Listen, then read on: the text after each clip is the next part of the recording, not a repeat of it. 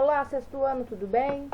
Hoje a gente vai começar a correção dos exercícios do capítulo 4 da apostila 3, né? Que ele traz o ar e a nossa saúde, né? O título.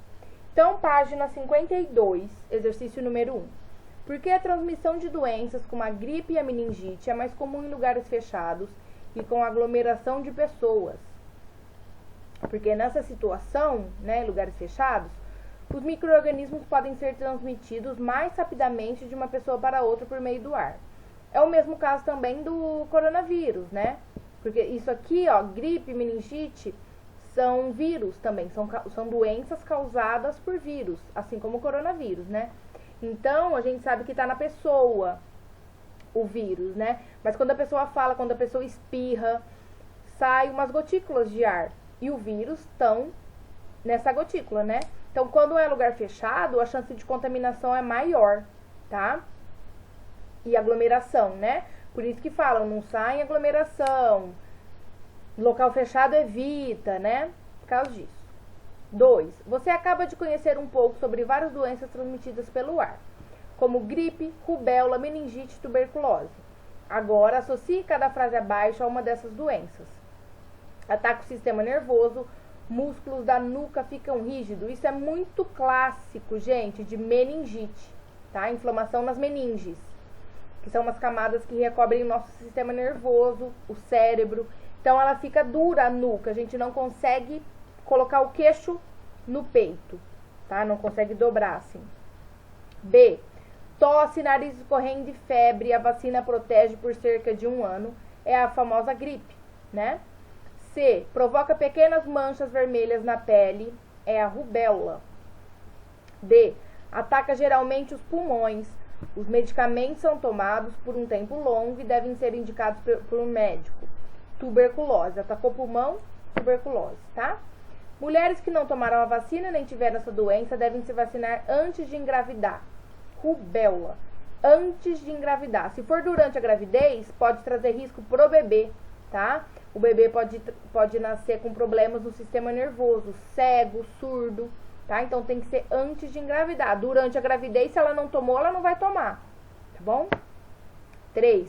Em que situação a rubéola pode ter consequências graves? Acabei de falar, né? Em mulheres grávidas, a rubéola pode ser transmitida para o bebê e provocar problemas sérios no sistema nervoso, cegueira, surdez, tá? 4. Por que pessoas atingidas pela tuberculose e que recebem tratamento às vezes voltam a apresentar os sintomas da doença?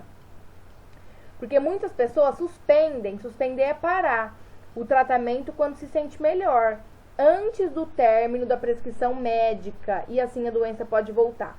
Então, se o médico te deu um remédio, falou que é para você tomar 7 dias, você tem que tomar 7 dias.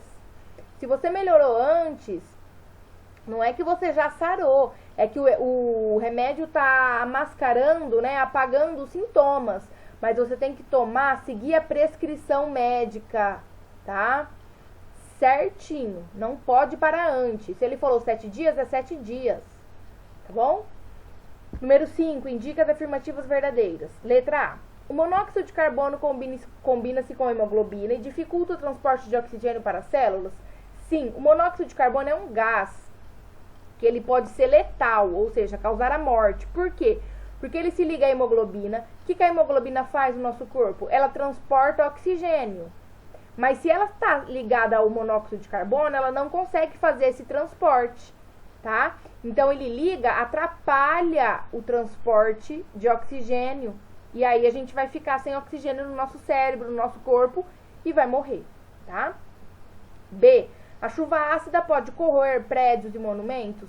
Sim, é uma água meio ácida mesmo, tá? E aí vai corroendo as coisas.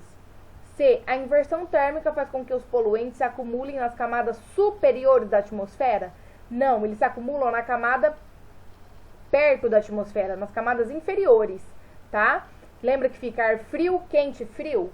E aí a poluição fica presa naquele ar frio que está perto dos prédios da cidade, causando problemas de bronquite, né, asma.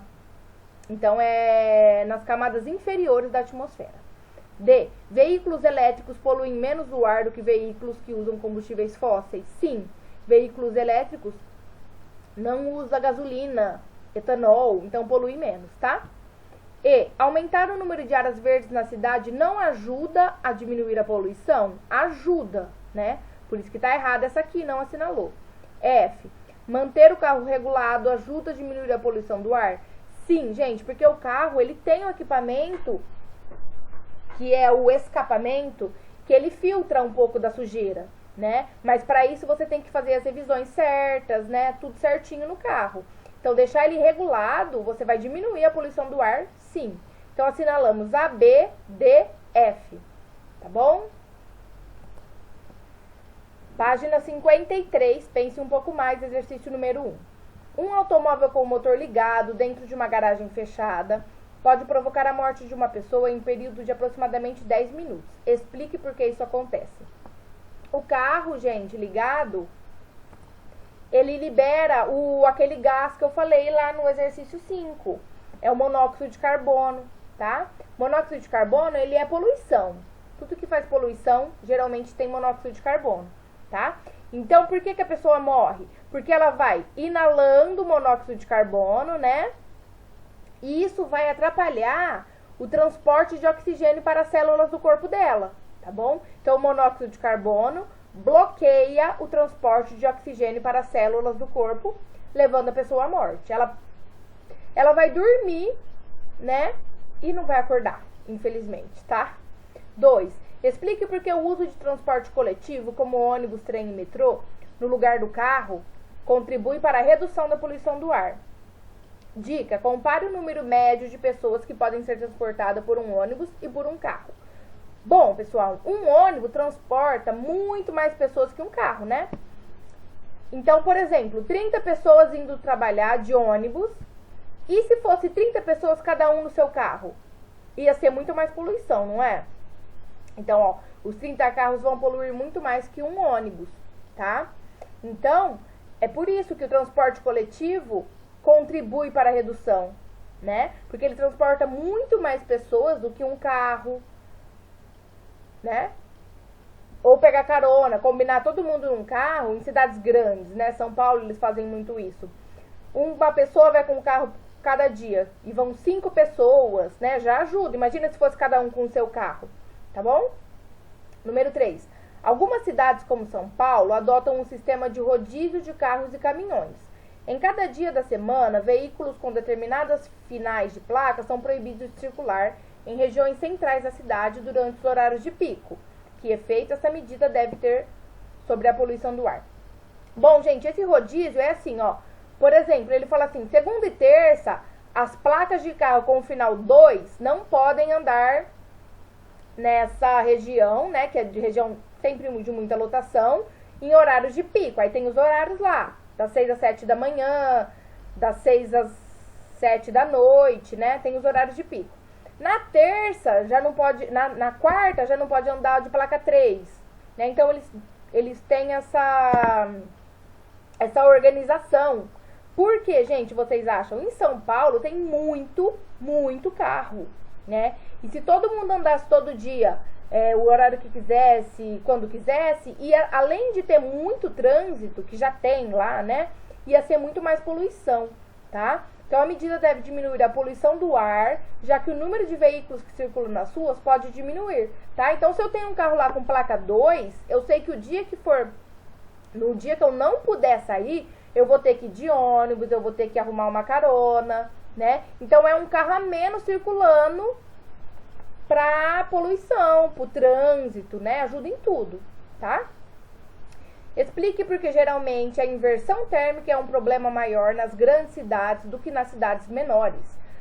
Por quê, gente? Porque nas grandes cidades a poluição do ar costuma ser maior do que nas cidades pequenas, tá? Pensa numa cidade como São Paulo, tem muitas fábricas, muitas indústrias, então elas liberam muito mais poluição no ar, né?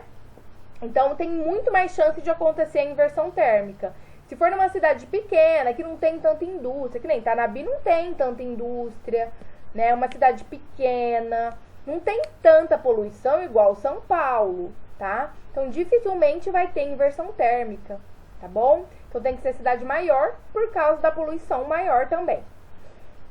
Pessoal, eu vou fazer a correção depois, na próxima aula, dos textos, tá? Por hoje a gente para por aqui. Mas façam os textos para a próxima aula, da página 50, começa aqui, né?